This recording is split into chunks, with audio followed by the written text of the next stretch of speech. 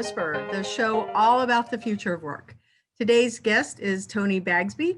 He is the owner and founder of Corgi Art House. So, Tony, welcome. Hello. Yep, love your background.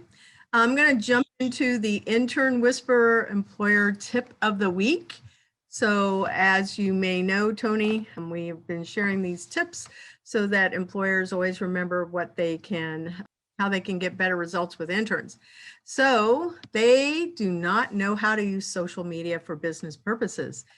So they're accustomed to using it for their personal use, and cha-ching, cha-ching, they'll take really great pictures of themselves for selfies. They do not understand always the power of those metrics and how to make money, but there are some smart ones out there, believe me, we all know that. They are accustomed, like I said, using it for their personal use. And part of an internship means that they are there to learn from you as that subject matter expert. And during that internship, they will learn how to create PR campaigns, prepare blog articles and other types of content, along with preparing the headlines, graphics, pictures, the text for the post, and the hashtags. So to all of our listeners, just remember, if you have interns working with you, they are there to learn. So Tony, welcome again. Really excited to have you here. And so Axel, you want to say hi? Hello, how are you doing, Tony? Yep. This is Axel's first time for speaking on the show. And so we are I'm saying for Axel, we are super excited about this. Yeah, we've figured out how to make it all work for us. So our show is all about education, innovation in business, and the future of industries and jobs. But I'm going to let you do the first question, Axel. Okay, awesome. So the first question for you is, share us with our listeners what your educational background is, your work history, and how you got started in the business. So I started school at a state university up in Illinois, but I wasn't really getting the education that I wanted there because I wanted to get into games. So I heard about SCAD, Savannah College of Art and Design, down in Savannah, and moved down there, went to SCAD. It was a great experience. That's where I started to learn how to make games and get into the game industry. And I learned all about GDC and made all the connections and everything. It was a great experience. And then moved on. What? I have a question. What is that acronym that you just used? GDC? The Game Developers Conference. Oh, okay. The big conference Kanal and I go to every year, except for last year. And maybe I have not been to it. It is expensive, but it is fun. Where is it? San Francisco. Oh, tell me more. How much is expensive? Tickets are about $2,000. Holy moly. Can I sign up as a volunteer and go for free? Yes, you can try to be a conference associate. And if you get selected, you can work they stress the point you are going to work for your ticket. That is true. I'm fine with doing that. I've done it twice. It's a great experience. The guy who runs the program, Ian, is a great guy. Unfortunately, they only have a few slots. So you have to be competitive to get in there. Well, I'm going to ask you to make an introduction to Ian because I already have family I could stay with out there, and then I could go to the conference, volunteer. That's what I typically do anyway, is I think it's smart. I don't know about you, but I would tell you to do that too. Because when you volunteer at a conference, you can actually meet people, and it's a little bit, oh, what do you do? What do you do? It's just like, I need help. Yeah, I can help you. And it's more friendly, and they're likely, at least my experience has been that they're more likely to share their contact information and their business cards than if I was networking. And also the Conference Associates program is its own kind of networking bubble. And I found that for people who are a lot more introverted and they don't like going to all the parties and being the extreme extrovert, it's a really good way for introverts to network. And I think that quite a few people in the game industry are really introverts. So I'm pretty sure that is one of the big selling points. I've been interviewing all day today, and I tell you, I would bet 8 out of 10 are introverted personalities. Yeah. So after I graduated from SCAD, actually while I was at SCAD, I was selected to work. It was like a work class that SCAD had set up with electronic arts. where I worked as a contract artist for EA. It was a little weird because it was we were the first group. Like they were like, hey, this is a class now. And it was my last quarter there. So I applied and I got in. So I did that. And then later, this guy, Jack Liu, who was running the program and worked at EA Tiburon down here, pushed my resume onto a pile and was like, hey, please hire this guy. So then I had the interview. They loved me. I came down to Orlando here. I worked for 6 months as a temp artist, and then you contractually you have to be let go. 3 months later, they were like, all right, we want to hire you for reals. And I worked there for 2 years before that ended. And then I found another job because of somebody I worked with at Wholesale that got me hired or that I worked with at EA got me hired. You know, don't you think that your work experience helped you be a better teacher? Yes. And I tell students all the time that even if when I find someone who's like, oh, I want to do the indie thing, or I want to do something small, I don't want to work for a big employer. I tell them that like working for a few years at a big employer like EA has a lot of benefits and experience. It teaches you a lot of things. And everybody says you'll learn more in your first 6 weeks on the job at a company than you did in your entire education. That is 100% true. Axel has said that to me. He said in the 2 weeks he's learned more than he did in his education. Yeah. That's very true. Now, your education gets you prepared so that you're going to be able to learn that information. But when you get there, that's why I tell everybody, work at a big company for a little bit of time, because it will definitely grow you. I agree. And you make connections that can help you get further jobs. Something else that I tell students also is I used to be a higher ed teacher. I taught in the public school system. I know we're kind of jumping around in the conversation here, but it's all relevant. So, and that's cool. Organic. It is the organic conversation. So I taught for 11 years public high school, middle school and high school. Mm-hmm. And I switched over into teaching in higher ed. And one of the things that I would always tell, regardless of where they were, take an entry-level accounting, marketing, management, economics, statistics class, because you're going to need them. In whatever job you're going to do, you're either going to need to learn how to manage yourself or others, or create a department budget. And you also need to understand the statistics side of anything that's, business. How many people died under your care if you're in the, hospital industry, right? Healthcare. Or if you're in, let's say, nonprofit, you still have to know how many people you serve. So you don't get away from numbers is the point. So all of those basic classes are helpful, but it's really important to have a specialization for sure. So I'm going to go back to one of the other questions here. What type of games do you enjoy playing? Because personally, I have a third-person tower defense game on Steam. That's our Intern Pursuit game. But I also really, really love to download games on my phone. I'm not much of a console player. What games do you like? I am a console player. So I'm going to come back to that tower defense thing because I have one thing to say on that. My favorite games are usually games that kind of make me think and have a little bit more strategy in how I play. I also like games that make me explore. So the Zelda series has always been a big one for me, and Zelda Clone. All games that, are a little bit more strategic, stealth games, or I was really big into Assassin's Creed before they revamped it to being a big open world game. But tower defense games, you don't have to have it as a console game. You could play download games or online games and still have strategy and stealth and all of that fun stuff. That's true, but I was raised on the consoles. I had my Nintendo as a kid, so that's the experience I like. I like to sit on my couch with my big screen TV and play my game. That's just how I enjoy games. You're a little young for having just that one preference. How about you, Axel? I know that your favorite game. Yeah. Did you have a favorite game when you were growing up? So my favorite game, it's called Strider. It's I've heard of that. Sort of like ninja. It's from Capcom, and I remember when I was young, I used to play that all the time on my PlayStation 1. I actually still have all the games from PlayStation 1 that I still have.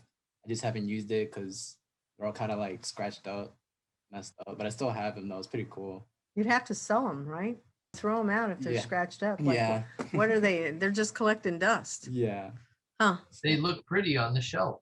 that I have. Maybe. I have a favorite game. Honestly, I always like board games, but if I pick a game, I usually pick games that are solitaire.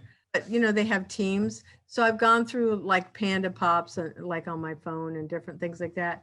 And then I find that I'm extremely competitive. And so I don't like not winning. And then I have found that I have been spending money on games and I don't like how that's impacting my budget. So I go, oh, I have to delete the game and go find something else. I'm trying to wean myself off of games so I don't spend money, but I do like board games because I just like being with people. And it's not the same as, obviously games that are online, but I will always pick Mahjong or solitaire games. I do like a good mahjong.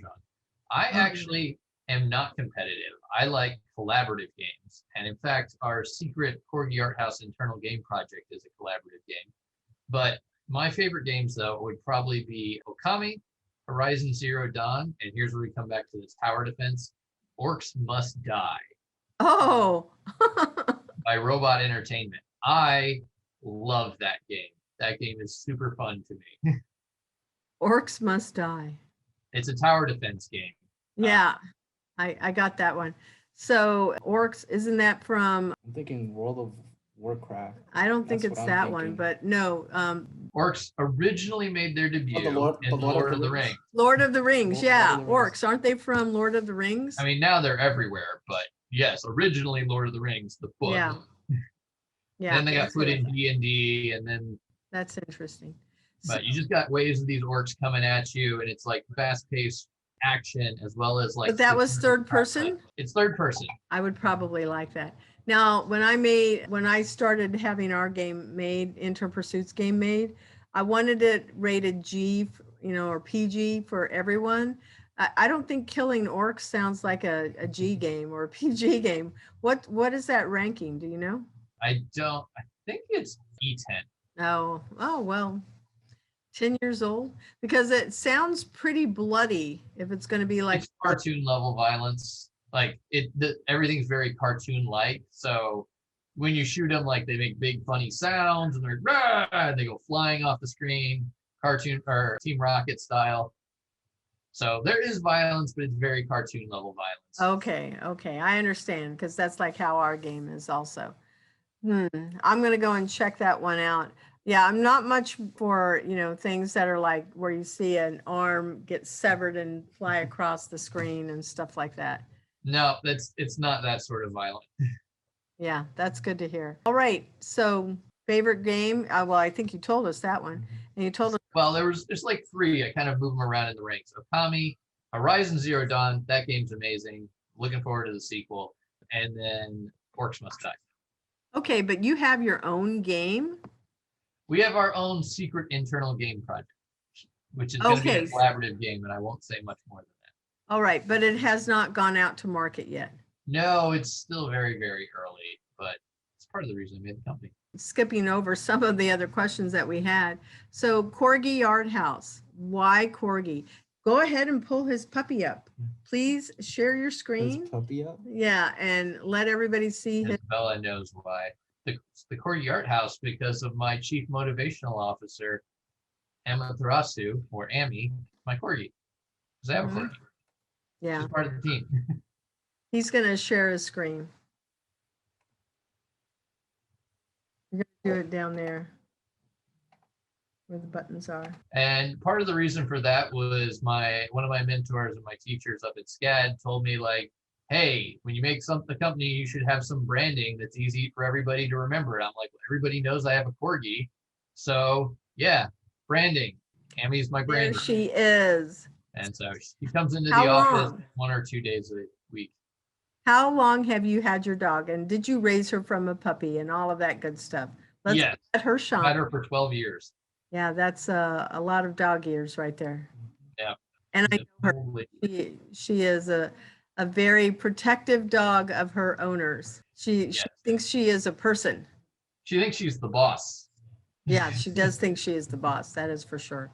She'll listen to me, but everybody else is hierarchies. Daddy, Amy, everybody else.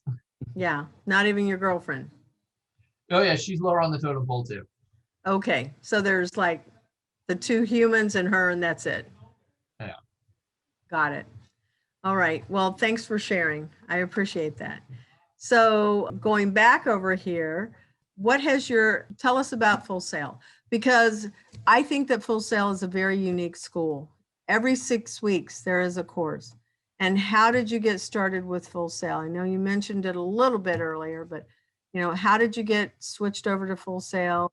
What do you love about teaching? I could talk about teaching for a long time.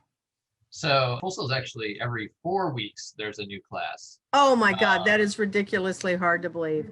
It's an accelerated curriculum, and a lot of people forget that. It is a 4-year degree in 20 months. So that is a bit stressful. And I say that while it is not for everyone, certain students do excel in this particular learning environment. I'll admit that I have had my challenges with that philosophy in the past. As I've stayed there longer, I do realize that for the right students, it is the right path. It is not for everybody. I admit. Yeah. 4 weeks. I did not know that. When I went for my MBA, it was a 6-week program, and I thought that was accelerated learning.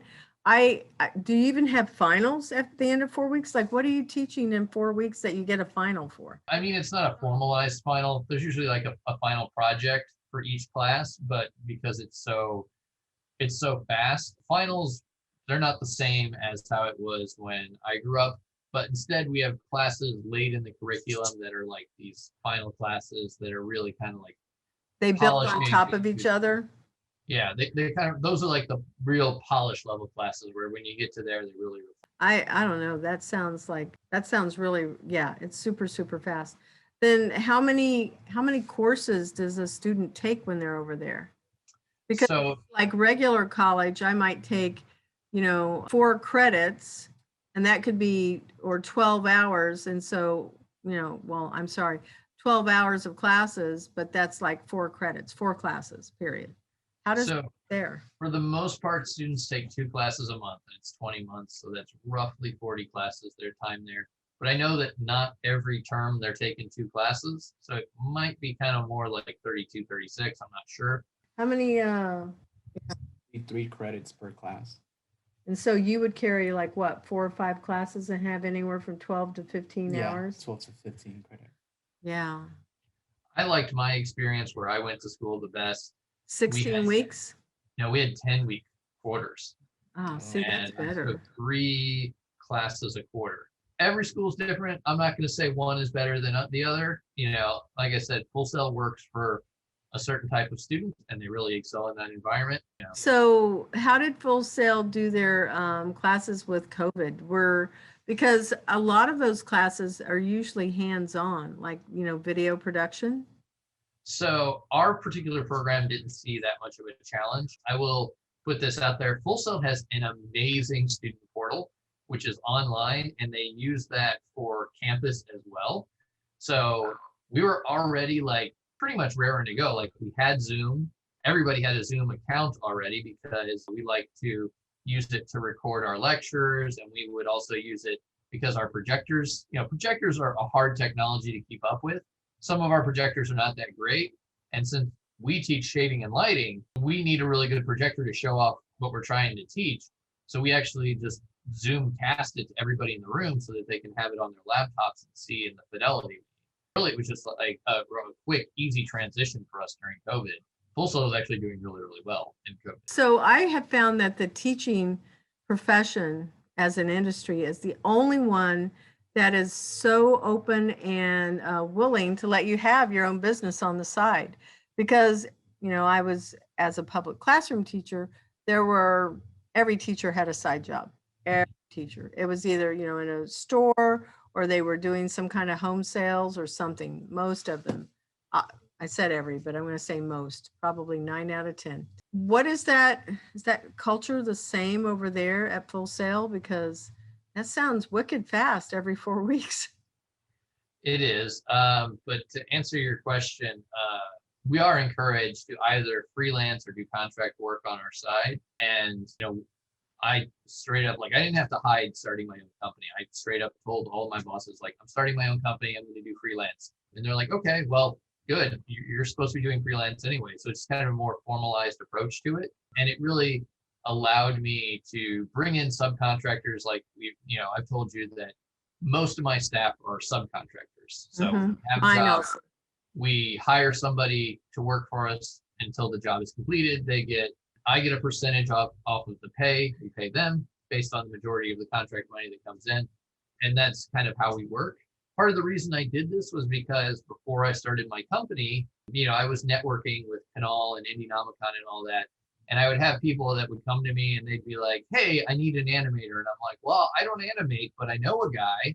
And so I'd recommend them, get them to exchange contact information, and then nothing would happen. And so this just kind of put me in the control seat now where it's like, hey, I need an animation. And I'm like, cool, give me the job. And then I go find the animator, subcontract to him. I'm getting subcontracted from, and basically I just smoothed the whole pipeline over. So it's like now everybody's getting more jobs because I took control over the whole like infrastructural part. Yeah, that's what I do with Cat 5 too. I don't know how you go. Well, let's just jump into the pool and talk about your company then. Corgi Art House, the name, it came obviously from your love for your dog. And then it had a different logo. Would you pull up his website, please, Axel? And let's look at your new logo. I don't know if we have what it used to look like, but it's up there on the top left corner of the website. So my old website was horrible. I made it myself. I'm not a web designer. I can do website design, but this is the new website. It's subdued, it's tasteful. It's really playing up the fact that, you are a design company now because it's definitely that wireframed. It's super, super good looking. I love it. 2 thumbs up here. I'm glad you made the decision to update your website and your team, but this creature in the middle is terrifying. It looks like it's going to eat me. That is actually the Japanese lightning god Raijin. Holy cow. Cool. It looks scary. That's pretty cool. And that was a job done for one of our main clients, Electrify.co. They do sort of AR mobile experiences where you scan a thing and then this animation comes up on your phone and it does all these cool things. But you have to buy their product to be able to scan the thing to get the animation. That's amazing. It looks really nice. Where's that stadium? Stadium? Oh, that stadium is from a game that I made called Disc League. It was actually the first job that we made when we started the company for a client, Richard Terrell. He was making a game and he wanted me to make the environments for this sort of Tron-esque Disc League VR game. And so this was one of the stadiums I made. It was meant to be a stadium that's in low orbit over the Earth, but it's all like color and stylized. And we had a certain style with this game, and I was really adamant on sticking to it, pushing that look. So what are the services that you provide here with your company? So we do contract art production, basically digital art production, 3D stuff, and that can take many forms. Form that we are most pushing and most familiar with is game art for games. If you're a game company and you have a lot of art needs and you don't want to maintain a huge art staff, you can bring on a company like us to take on some of your art production that needs to be done, and we will do it for a cost. After that, we'll produce the art and get it back to you and the form that you need. I have a lot of experience with game engines, especially Unreal and Unity. So one of the services I offer, and this is one of the services that I know a lot of people don't offer, I will do my best to actually get all of the assets game engine ready for you. That means that I put them in the game, I've tested them, I've made sure that they're going to work the way that you need them so that when you receive them, they're good to go. Oh, that's a really good tip there. I'm glad you told me about that. I shall also adopt that same type of service. Thank you for sharing that with me.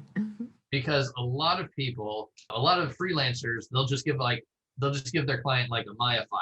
And then if you're working with a programming team, they might not have Maya. They're like, we work in Unity. We need something that can go in Unity. Specifically, this is a problem that has happened with Canal and with 302, where they're freelance artists that they hire and give them assets that they can't use. And they're like, what am I going to do with this file? Yeah, that's true. Now, I actually hadn't thought about that from the side of 3D art, but I do think about it from graphic design. And so I always say when we deliver our any of our files to our customers, they should all be, packaged appropriately. So they have the AI, the PNG, JPEG, PDF, all of those, the TIFF files. And then, give them a style guide. So I can see the value of certainly of doing that in 3D. I really appreciate that. That's a really good tip. Why don't you scroll down the page here and show us the rest of it? So if you have any favorites, this is the time to ask. I like this one right here with the dragon on the left side. So what's the story on the dragon? That's another Electrofly asset. The same company. Very, as very the cool. Right. Can you make it bigger? Can you click it? Make it bigger? So if you click this, we'll go into the About page, which we can show off later, because there is a way that we can actually view this guy in 3D from the website. 3D, we can see it from the website? Okay, he said not yet though. Yeah. So we'll go back and go take the tour with Tony. Okay, so Tony, can you go back? I'm impatient. Yeah, this takes a minute. Yeah. So, All right, so where do you want to explain what the center one is? That is concept art. That was actually for the same company that was doing the VR environment game. But unfortunately, it was for a job that did not end up panning out. So I paid an artist to make it, and then we didn't go any further, sadly. But we do concept art and illustration for games as well. That's kind of why that's on the website, to show that off. And I guess the one on the right is the same thing I was talking about earlier, where you. Yeah, that is our digital environment stuff. That looks like an amazing arena. Yep, I had a lot of fun working on that. That one I made myself. Ooh, it looks really, really good. Yeah, because I was going to say, well, what of your artwork is up here? This is one. Okay, let's go down. Digital Art House. And then I guess that's just your contact us page. Yep. Anything else? And your Our partners. So where would you like us to go on your website? Next, go to the About page. Go back up. So we have these little galleries here. This one just kind of shows off the game space itself. And you can click the little arrows to go between the different images. Was this some kind of a hackathon or something? Nope, that was a town hall, actually. We used to do those before COVID. It looks like there's some kind of a box around you guys. Those are just screens. Oh, okay. Is that your dog? That doesn't. Yes, that's Amy, hard at work. Oh my God.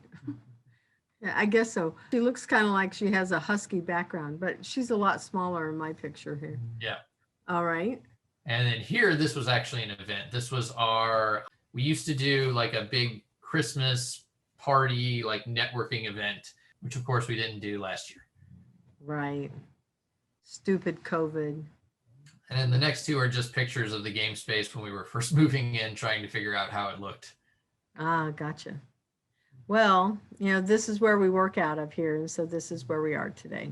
Yep. All right. Well, let's go ahead and we'll go back to our questions here. You can go ahead and stop sharing. Oh, wait, this is pretty. Wait, actually, I did want to show this. This was Pompeii. This was another one I did personally. Those actually link to videos, but let's not open those up because it'll look crazy. Yeah. But if you scroll down even further, you'll see a couple of galleries, but let's scroll down past our cool galleries. We'll skip over those because I want to show you our Sketchfab viewer. This is pretty cool. Oh, wow. Look at that. You go down to the bottom, a little bit lower. So here you can actually open up any of these in 3D and kind of be able to see them. And at the bottom, you can skip to different ones. You can look at that T-Rex that you were seeing. He's like close to the right. This one right here? Yeah. Yeah. Okay. Does he have little tiny arms? He does have little tiny arms. No. It's hard for them to play cards with little tiny arms. Oh, look. Go ahead and hit play. It takes a minute. Yeah. There's a lot to load, I'm pretty sure. Come on, Pososaurus. I actually thought it was playing, to be quite honest, because I heard something. I was like, There it is. That was my phone. So now he's in 3D, and it's probably going to lag because we're running a Zoom session, and you're recording. And you can see he's all animated. You can move around in 3D. So I need some riggers. I'm going to have to go back to Full Sail and see who wants to be a rigger on. Well, we need two. Now, if you just want to hire them short term, then I can get them for you. That is super cute. Looks like a little baby. Yeah. I like it. Well, I know that, for our audio listeners, they're not going to be able to see that. But if you are an audio listener, please go to Intern Pursuit's YouTube page or to our Facebook page and go to our playlist, and you'll be able to see this video and see Tony's website there. Now, the cool thing is that this was all done by an intern with you, and it was complete redesign of your logo along with the website. That's correct. We hired an intern through Intern Pursuit. His name was Willie. And I mean, he was just like spot on amazing. He, in, the 3 months that we had with him, we completely redesigned this website. We redesigned our logo and our business cards. We have a new color palette that we're going with. So during those 3 weeks or 3 months, he was able to completely redesign everything. And he did such a good job that we turned around and said, hey, we want to keep you around as a subcontractor. And so every, 12 weeks or so, we'll reach out and then we'll have you do updates on the website, and of course compensate him for that. Yeah. So it did turn into a small job for him. Yeah, he got his first client. One of the things that I teach interns that are with me is how to create a proposal and do an invoice, because many times they don't know how to do that, and how even to put together a price, they don't know how to do those things. So I find it really helpful to mentor them in that area for sure. Are there any industries that you think are the best ones to go after in the game industry? Personally, I do think it's either healthcare or defense, government, any of those. So simulation is good if you can break into that. We've been unable to break into that yet. We've actually got our sights set on trying to break into the theme park industry a little bit here in Orlando. So also in simulation, you can break into healthcare. Kanal and I run an event that we're trying to do the next version of this event, which was the Mega Health Jam. We did that, I think, 2018. And we planned to do it in 2020, but that didn't happen. No, everything stopped in 2020. So once this is over, I'm sure Kanal and I will get back on to doing the next Mega Health Jam, but it's meant to be a synthesis between the health industry and the experience industry here that we have, game, experience development, 3D art, and all of that. So there is something coming up. It's called the Serious Play Conference, and it's next month. I volunteered at that last year. I'm volunteering at it again this year. My track that I am moderating this year is in healthcare. So when I go and I do those types of things, that's how I go after making some introductions of myself and what my company can do, and look for those places where I can get some type of contract work with the organization, or come in either as a subprime to a larger company. And for our listeners that don't know what a prime is, that's the person that got the contract, and then they might subcontract out additional work that they need to have done. And I find that to be a really great way to connect with other people for sure. Let's see. So why don't you jump over to 10 and 11? Axel, you take those questions. Okay, so the question says, what is the hardest part about having your own business? Right now it's time. I still have a full-time job. So being able to manage all the day-to-day stuff that I need to do to keep the company moving forward and still maintain my full-time job, that balance of work, life, and other work balance is something that is a day-to-day struggle. Yeah, you're preaching to every entrepreneur that's out there. And the follow-up question is, what is like your favorite part of having your own business? So the whole point of the Courtyard House has enabled me to continue making art. Teaching is great. It is a great way to establish mentorship, and it actually has helped me grow a lot as a person, as an artist. It helps me to continue to push my boundaries in certain ways, but there's not a lot of opportunity to create. And at my core, I've always been an artist first. So the whole point of the company for me is to enable opportunities for me to continue making art that I find fulfilling. And so before I started doing this, I was feeling a little stagnated. I wasn't feeling as fulfilled as I wanted to be. So I made the company, and we started getting jobs where we can do cool things like Pompeii or the Electrify experiences or other projects that I end up doing with Canal and Company, where I just get to be an artist again. And that's what I really love about it, is being able to sit down and make some art that is going to be out there that people are going to see. Because I'm going to flip the question here on Axel. Axel, you've been for 2 weeks learning how to create content, and you're going to end up getting to teach one of the new interns what you've done. Oh. So what do you think is going to be the best thing and the hardest thing about teaching somebody how to do what it is that you're doing right now? I think the hardest thing right now is Canva. That was one of the hardest things that I've learned so far this past week, was learning how to do the posts and stuff like that. It took me a couple hours, but now I'm getting used to it now, of doing the posts and stuff for the company. I don't think it's Canva that's so hard. I think that's pretty easy. Yeah, I think the hardest part is doing good research on it, on whatever the topics are, and creating the content and then building the posts around it. Like I think the content creation, whether it's a blog article or a white paper, something like that, that's harder, I think, than creating content. I don't know, but it's all about teaching people stuff and learning it. So do you like being a teacher, Tony? I do. It was something I did not set out to do, but I kind of found my way in because, again, as I mentioned, a friend of mine that I worked with, he was my art director at EA, and I loved working at EA, but they lay a lot of people off, and that happened to me. It happens to a lot of people. And so it had happened to my friend before, and he ended up working at Wholesale. He brought me in. And so it was something that took me a bit to get into, learning to be a good teacher. And, I'm someone who I kind of strive to always be better at whatever it is I'm doing. So even though I didn't set out to be teaching, I spent a lot of time trying to learn about education. And I did grow into the role.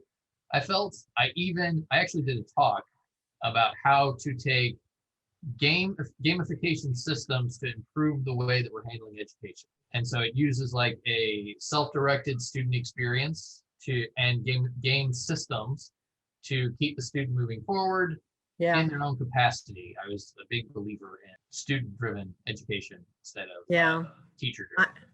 I am with you on that. When I was teaching 7th grade in the projects in Seminole County, one of the things that I went and did is I created my own play money, and I would incentivize the students. It's because I went to a workshop and it was how to bring economics into the classroom.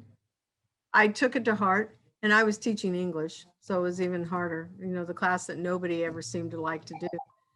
And as I was in that class, I realized I had students that were not coming to class on time. They weren't seated. They weren't prepared. So I made play money, and I would give the play money out to the students if they were seated before the bell rang, if they came with something to write on and had paper, pencil, pen, I don't care, something to write with, something to write on. And then they're 7th graders, and all they did was touch each other and push the desks and stuff. They said, you cannot, bother your neighbor. And then the last thing was, if they caught me making a mistake when I was doing any type of presentation or lecturing, if they could catch my mistakes, whether it was on the board or I was speaking, I felt like they would be engaged and they got money. So every Friday was bank day. They'd come in, they had the option to either put their money into the bank, and if they did, they could save it up, and then they could exchange one F for an A on any big test that they had taken. And that was like, that had to teach them some discipline for sure, because these were not kids that were disciplined, self-disciplined.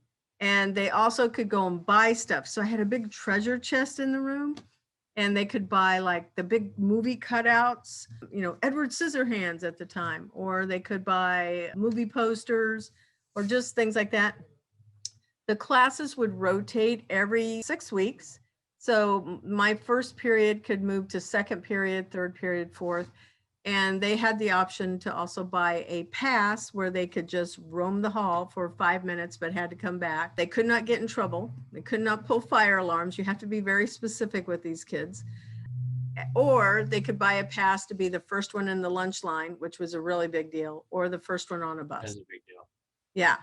And what was really funny to me is within, it was 10 weeks, my play money got street value and they were actually buying it. People were buying it so they could get, manipulate the system a little bit. They wanted to be the first Oh, line. but I want to put out there, I am definitely not anti-teacher, even though I'm pro student self-driven. That's very important. I do believe in teachers. I just believe that we need to update our systems quite a lot. Oh yeah, I totally agree with you. Yeah. Because we're always like, why don't they pay attention? It's because we're telling them where to go, when to learn, who to learn with, how to learn. Like, that's the problem. But It's teachers not- are a great resource. We just need to evolve what they do. Yeah, because, we in America, we have typical teaching is just one way. It's one directional. It's just Mhm. be the person that pushes information out. We already know that real teaching is over here with Axel, like I'm smacking him on his arm. But making him learn how to do it and then having them teach somebody else, that is truly real learning there. Because Right. learning also means you fail, you fail, you fail. How many times do you fail until you finally learn? Hopefully Well, you. and the thing about self-directed learning is a student can go out and get any information that they need now. The internet is at the touch of everyone's fingertips. We don't need to tell them information.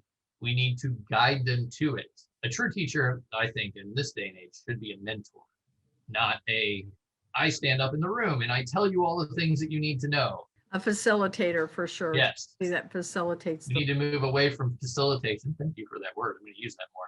And more towards mentorship, which is one of the things we do with our interns from Intern Pursuit.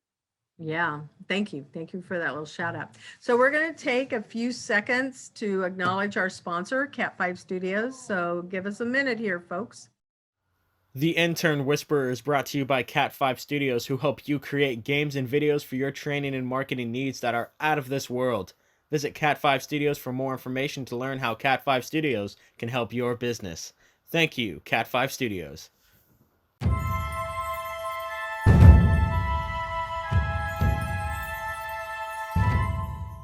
And we're back to our show. So over here, Axel, Hello. what's our show all about? Show is all about Intern Pursuit. Ooh, I caught him off guard. Caught me off guard. Internships and mentoring. Mentoring. Yeah, and the future of work. So we're going to go to the future of work first. What do you think the future of the game industry looks like? Personally, I think it's going to be augmented reality, virtual reality. I think we're going to be like Star Trek, beam me up and go someplace else. It's all going to be things that sci-fi that we see now, but even beyond that. So I think augmented reality is really going to be a push once Magic Leap and Microsoft figure out how to make it work a little bit better. But I'm looking for the day that I have my Tony Stark Iron Man computer where it's 3D and I can just do Maya out like this instead of having to have a desk and a mouse and like this thing. You can't see it, but it's a Wacom stylus and all these tools. I would love to just be able to be like, oh, I can just, okay. And video games will be the same way. You won't have to have like a controller. You'll be able to actually manipulate things. You know what I've seen now, this is, I think it was probably, I don't know, 6 years ago. They had and it was in Japan, I believe, one of the Asian countries, Japan, China, and somewhere in there. And they had a keyboard that unrolled. And then they had it almost looked like 3 little pins, and it made a little like teepee. And you could use that and it created an image of what your screen would look like. And I was going, holy cow, that was amazing. Because, I could carry it all in like an eyeglass case. And it wasn't but yet it could make it full size. And that screen was then something that I could actually, like a hologram, be able to, manipulate like what you're describing in Tony Stark movie. Yeah, I totally think it's going to be more like that. But I think it'll be even more immersive where we're actually in it. Yes. And so that's the big excitement behind VR. There's a lot of people that are excited about first-person experiences in VR. Motion sickness is a huge problem with that. I get notoriously motion sick, except for on a boat, weirdly, but that's because I have been on a boat every weekend from the age of 6 months until 26. But parents like boating when I was a kid.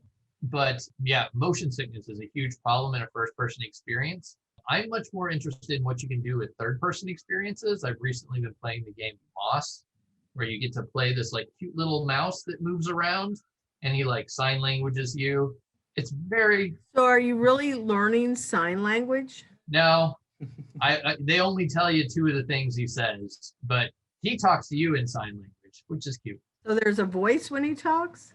No, he Oh. just signs you. I want to go look this game up. Tell me how to spell it, please. Moss.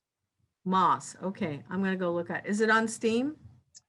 I don't know if it's on Steam. It's a Oculus. It's a VR game. Oh, okay. Yeah, you're right. It's probably not.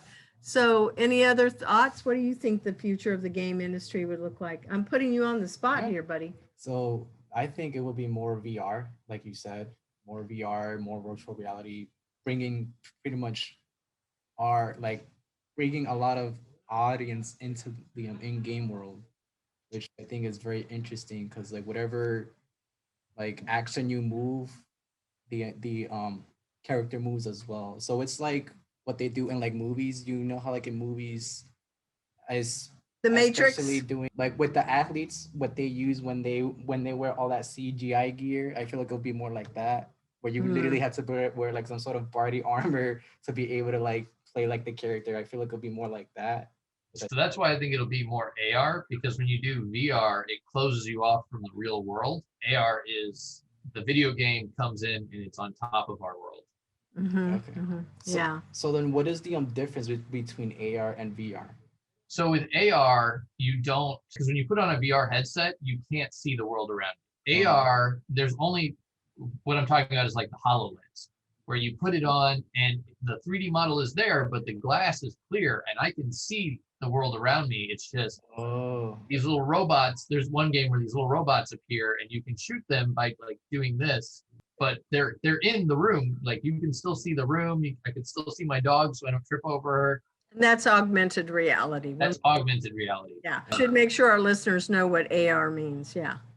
Right now, most of the successful AR is actually done with your phone, like Pokemon, where you have the camera on and you can interact with things that show up on the phone. That's what we do with Electrify and a lot of Brand XR experiences. But the hope and dream is to get the HoloLens working.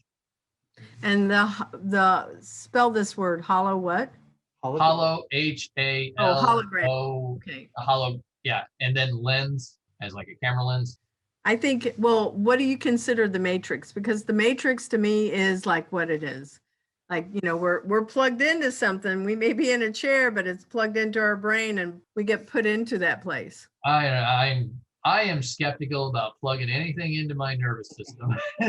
So I agree. hope it doesn't go there. But do I think that I absolutely believe it's going on without us knowing about it? I would bet my life on that one. Because I think that what happens in the real world is when people put something out there in science fiction, then the governments or whoever it is that's, you know, trying to get stuff to happen, they've already gone, well, let's make this happen and see how it works. So right or wrong, I think that kind of stuff does happen, because I remember when it was Face Off and then all of a sudden there were like face transplants happening, you know, and I'm going, I am confident it is happening. Anyway, I know we're getting to the end of our show, but that was a fun conversation for sure. So what does it look like for an intern to work with you? Because you had also a project manager, you've got some new people coming in to work with you now. So what would a project manager do with you? A project manager is, I want them to do all the stuff that I have to do and I don't want to do. Well, hopefully that's not too deterring, because they still. Well, I want to make art. And so things that take me away from that is what I want them to do. So that has to do with a lot of interacting with other team members, kind of being a little bit of a manager, keeping track of my subcontractors, and also interfacing with clients, because interfacing with clients is a thing that takes up a lot of my time. And training clients to have a good client art house relationship is something that is a big thing that we do as well. It's funny, a lot of Kanal is kind of like been working with Kanal, and he said, yeah, one of the things we always have to do is we have to train our clients on how to be good clients. That is true. That is true. Yep. I have to make to somebody when we finish with this show and follow up with her and say, okay, so are we going to do business together or not? So doing task management, attending meetings, working with clients, working with the artists, doing that sort of thing is what I tend to focus my project managers on. We're also hopefully going to be looking into a marketing intern so that we can improve our social media presence and out there and find more good clients. What is the best mentoring advice that you have received or you want to share? It can be your advice and you want to share with our audience, or the best advice you've received and you still want to share. So I'm going to get a roundabout way to this question because we didn't talk about my time at EA. And I know that was one of the questions on the list. So first off, I enjoyed my time at EA. I learned a lot and I grew a lot from it. And I met one of my favorite mentors there. I would say that I have 3 mentors. 2 of them are some of my teachers from SCAD, and one of them was a environment artist that I worked with at EA. His name was Ross. And one of the things that he taught me was to ask questions. A lot of junior artists, a lot of junior employees, let's just say that, don't want to ask questions because they're afraid it will make them look stupid. And this was one thing he taught me right away. And he taught me it by trying to not work with me. Oh, that's smart. Well, he wanted someone who had 3 years experience to join his team. And I got moved from another team to his team. And I had 1 year under my belt at this point. I had only been working at EA for a single year. And he was a little mad about it. So he purposely wrote documentation that was half done. And so fortunately for him, when I get stuck, I'm like, you're the guy I'm supposed to ask questions to. If I'm stuck, you need to help me. And so every time I was stuck, I just walk over to him and be like, what do I do? This is what I was doing. And now what do I do? And he would just tell me. And then I worked with him for like a whole year, and about 6 months in or something, he told me about his whole master plan and how I wasn't supposed to actually succeed at the job because he was going to use that to be like, see, I need someone who's way better than this guy. And then he told me that he was blown away because I blew all of his expectations out of the water. And, I was doing the things that he wanted a senior person to do, because I would just go over and be like, Ross, I'm stuck. What do I do here? And I'm like, you're my boss. You're the guy he's been working in games also since like the 80s. This guy was so cool. But he would just, tell me, and I had a great relationship with him. That was actually the saddest thing about leaving EA, was that I didn't get to work with him anymore. Oh, that is sad. So it really helped him to be a better mentor also. Yes, it helped me. I learned that it's being a teacher and now a lawyer has only reinforced this.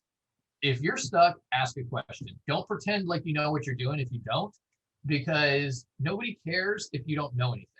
They care if you're too stubborn to know what you don't know. Yeah. Or if they have to keep, I know if I have to keep explaining how to do something over and over again, I'm going, okay, there's something that's missing here. We have to figure out what it is. Yeah. Oh, and also take good notes. Oh my God. Yeah. Take good notes. Yeah. Especially when you're new at something, have a notebook and write stuff down. Yeah. Those are all good pieces of information, and I appreciate that. Thank you for sharing that for our listeners. Well, how can our listeners contact you? Tell us the website. You might want to spell it out. And then what social channels are you guys active on, and email, phone number, whatever you want to share. So our website is the Corgi Art House, and all of our information is going to be on there. It's CORGI, and then art, ART. I'm not good at English or spelling. HOUSE, house. HOUSE.com. Corgi Art House. One word, no spaces, nothing fancy. We're on Facebook. Our Facebook is definitely out of date. We are not currently on any other social media channels. That is going to be our next step, is to get on definitely Instagram. I want to be on Instagram. We do have a YouTube channel, Corgi Art House, nice, on YouTube. And you can see a couple of our products on there as well. That's going to be something we're going to work on as well. YouTube, Instagram, and Facebook, I definitely want to improve. Maybe Twitter, if someone can persuade me to deal with the evils that are Twitter. That's not that bad. It really isn't that bad. Yeah. Well, that's super cool. And then, contact. Do you have an info at or anything like that? Email? Yes, so there are two emails. One is my name, Tony at Corgi Art House. We have corgiarthouse@gmail, and we also have project manager email, which I don't remember the email to right now. That's I'll send okay. it to you later. They can go to your website and they can still find you. Yes, all that information is on the website.